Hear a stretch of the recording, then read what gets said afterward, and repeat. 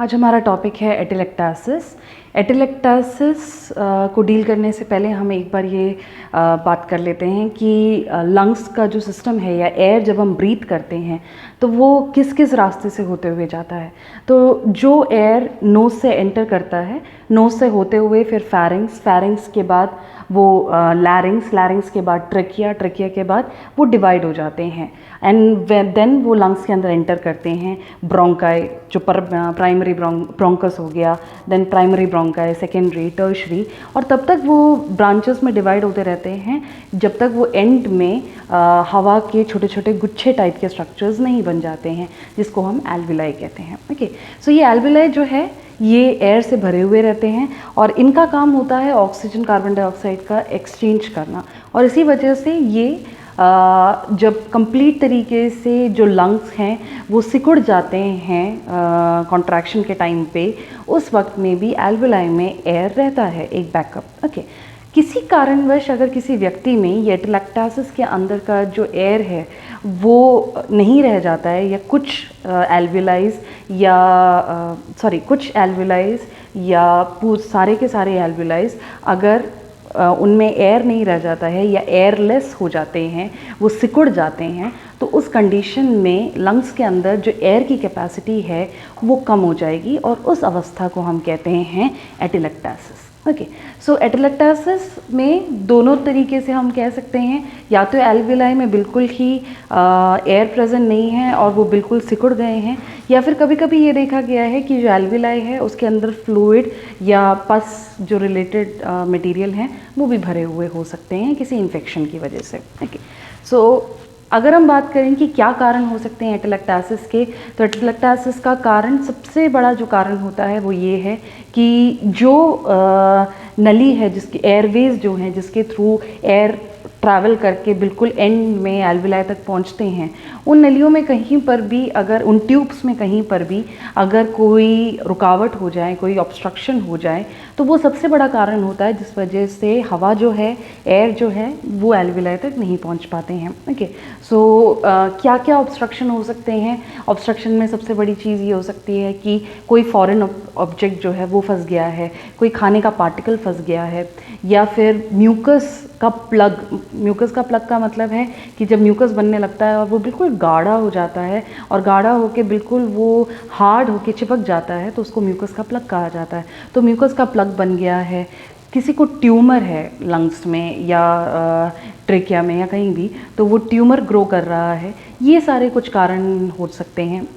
इसके अलावा इन्फेक्शन हो गया है, इन्फेक्शन होके वहाँ पे पस पॉकेट्स बन गए हैं, तो ये कुछ रीजंस हो सकते हैं। अगर हम कह रहे हैं इन्फेक्शन, तो इन्फेक्शन में वो निमोनिया की वजह से हो सकता है, या फिर COPD जो होता है वो कंडीशन की वजह से हो सकता है, या फिर ऐसा भी हो सकता है कि ब्लड ठीक से नहीं पहुंच पा रहा हो, कार्डियक प्रॉब्लम हो, या ऐसी कोई बात है जिस वजह से ब्लड ठीक से नहीं पहुंच पा रहे हैं सेल्स तक, और कुछ जगहों के जो सेल्स हैं लंग्स के वो ख़राब हो गए हैं, और उस वजह से भी एल्विलाई जो हैं वो ख़राब हो सकते हैं। ओके, अगर हम बात करें कि इसके लक्षण क्या क्या हो सकते हैं, तो लक्षण में सबसे बड़ी चीज़ है कि जब एयर जो है वो कम हो जाएगा लंग्स में, तो ब्रीथ करने में एयर पूरा नहीं हो पाएगा।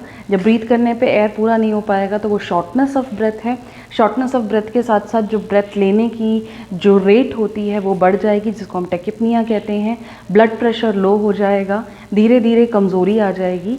अगर म्यूकस भर रहा है या इन्फेक्शियस मटेरियल की वजह से है तो फीवर होने के भी चांसेस हैं, और साथ ही साथ जो चेस्ट है वहाँ पे थोड़ा सा पेन हो सकता है अगर वहाँ पे भारीपन हो जाए, और उसी के साथ साथ जो लंग्स की जो क्षमता है कॉन्ट्रैक्ट करने की या रिलैक्स करने की वो कम हो जाती है, क्योंकि कुछ एरियाज़ जो हैं वो ठीक से लंग्स के कॉन्ट्रैक्शन और रिलैक्सेशन में भाग नहीं ले रहे होते हैं। ओके, साथ ही साथ क्योंकि एयर की जो कैपेसिटी है वो कम हो गई है, तो इस वजह से बॉडी में नीलापन आना स्टार्ट हो सकता है स्किन में, जिसको हम साइनोसिस कहते हैं। तो साइनोसिस ज़्यादातर हम एटेलेक्टासिस में देखते हैं लिप्स में, नेल्स में, हाथों के और पैरों के। ओके, तो ये कुछ लक्षण हैं।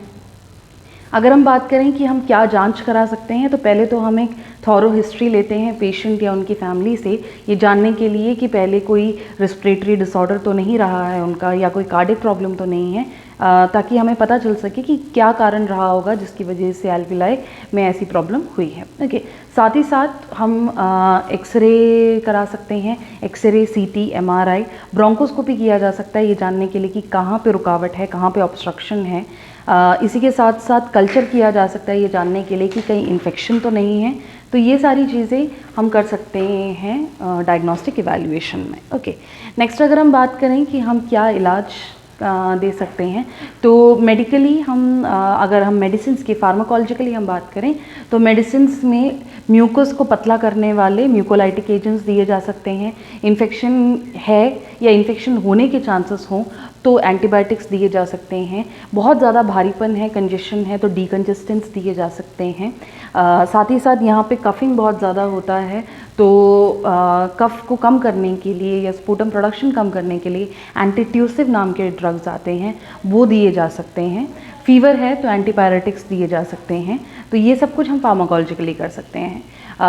फार्माकोलॉजिकल तरीके के अलावा अगर नॉन फार्माकोलॉजिकल तरीके की बात करें, मतलब जहाँ पे हम ड्रग्स यूज़ नहीं कर रहे हों, तो ऐसे मेडिकल मैनेजमेंट में आते हैं डीप ब्रीथिंग कफिंग एक्सरसाइजेस, या हम जिसको कहेंगे चेस्ट फिजियोथेरेपी। तो चेस्ट फिजियोथेरेपी में उन्हें एडवाइस किया जाता है कि किस तरीके से डीपली ब्रीदिंग और कफिंग कैसे करना है, उनकी एक्सरसाइजेस बताई जाती हैं जिससे जो लंग्स की क्षमता है वो बढ़ जाएगी और जो म्यूकस है या जो स्पूटम भरा हुआ है वो बाहर आ जाएगा। इसी के साथ साथ उन्हें एडवाइस किया जाता है स्पायरोमीटर के साथ एक्सरसाइज करने के लिए। स्पायरोमीटर एक अपैरेटस है जिसमें बॉल्स होते हैं, कंपार्टमेंट्स होते हैं जिनमें बॉल होते हैं।